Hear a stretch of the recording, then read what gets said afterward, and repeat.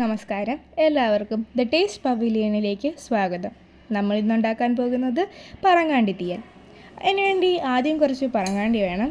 പറങ്ങാണ്ടി അല്ലെങ്കിൽ കശുവണ്ടി നല്ലോണം കഴുകി അതിൻ്റെ തോലെടുത്ത് മാറ്റിയിട്ട് വെക്കണം. കണ്ടോ, ഇതുപോലെ. പിന്നെ വേണ്ടുന്നത് കുറച്ച് തേങ്ങയും കറിവേപ്പിലയും കൂടെ മൂപ്പിച്ചതാണ്. നമ്മൾ അടുപ്പിലിട്ടാണ് മൂപ്പിച്ചത്, എങ്ങനെ വേണം മൂപ്പിക്കാം.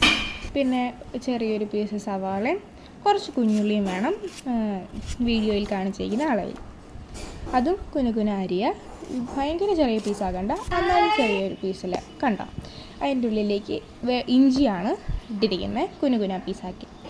പിന്നെ ചട്ടി ചൂടാവാൻ വെക്കുക. നല്ലോണം ചൂടായതിനു ശേഷം എണ്ണ ഒഴിക്കാം. എണ്ണ നല്ലോണം ചൂടായതിനു ശേഷം അതിനുള്ളിലേക്ക് കടുകിടാം. കടുക് വേണ്ടാത്തവർക്ക് കടുകിടണ്ട,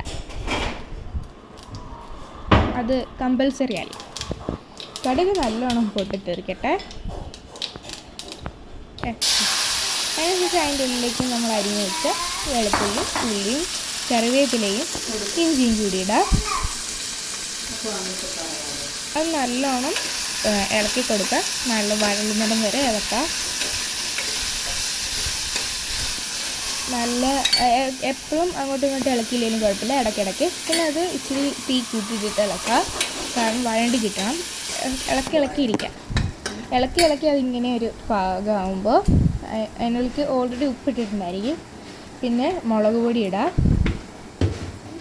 മുളക് പൊടിയുടെ കൂടെ നമ്മൾ മല്ലിപ്പൊടി ഇടും. മല്ലിപ്പൊടി ഇട്ടു, എന്നിട്ട് ഇളക്കി കൊടുക്കുക. പിന്നെ അതിനുള്ളിലേക്ക് നമ്മൾ ഗരം മസാലയാണ് ഇടുന്നത്. ഗരം മസാല മീൻസ് ഉള്ള മറ്റേ പട്ട എല്ലാം കൂടി പൊടിപ്പിച്ച മസാലയാണ്. നിങ്ങൾക്ക് ഇതെല്ലാം കൂടി ഇല്ലെങ്കിലും ചില കൂട്ട് മാത്രം, നിങ്ങൾക്കൊരു മസാല ആണല്ലോ, ആ മസാല ഇട്ടാൽ മതി. നമ്മളിവിടെ ഗരം മസാലയുടെ മറ്റേ പെരുംജീരകം അതൊക്കെ കൂടി ഇട്ട് അരച്ച ഗരം മസാല ഇട്ട് അതൊന്ന് പച്ച മണം മാറി വരുമ്പോഴത്തേക്കിനും കശുവണ്ടി ഇട്ട് കൊടുക്കുക. പറങ്ങാണ്ടി ഇട്ടെടുത്തു, ഇളക്കുവാണ്. പിന്നെ വെള്ളം ഒഴിച്ചിട്ടുണ്ടായിരുന്നു. വെള്ളം ഒഴിച്ചൊന്ന് വേവാൻ വെച്ചതിന് ശേഷം അതിൻ്റെ ഉള്ളിലേക്ക് പുളിവെള്ളമാണ് ഒഴിച്ചേക്കുന്നത്. പുളി ഞെരടി വെച്ചിട്ടിരുന്ന അതിൻ്റെ ഉള്ളിലേക്ക് പുളിയുടെ രസമൊക്കെ ഇറങ്ങിയ വെള്ളം ഒഴിച്ചെടുത്തു. മൊത്തം എടുത്ത് കേട്ടോ. ഇനി നമ്മളതൊന്ന് മൂടി വെച്ചിട്ട് വേവിക്കണം. വേവിച്ചതിന് ശേഷം ഇങ്ങനെയായിരിക്കും ഉണ്ടാവുക. ഇത് നല്ല ടേസ്റ്റി ആയിട്ടുള്ളൊരു കറിയാണ്. നമുക്ക് എന്തിൻ്റെ കൂടെ വേണോ ഇത് കഴിക്കാം. ഈ ടേസ്റ്റി റെസിപ്പി എല്ലാവരും ഒന്ന് ട്രൈ ചെയ്യണേ.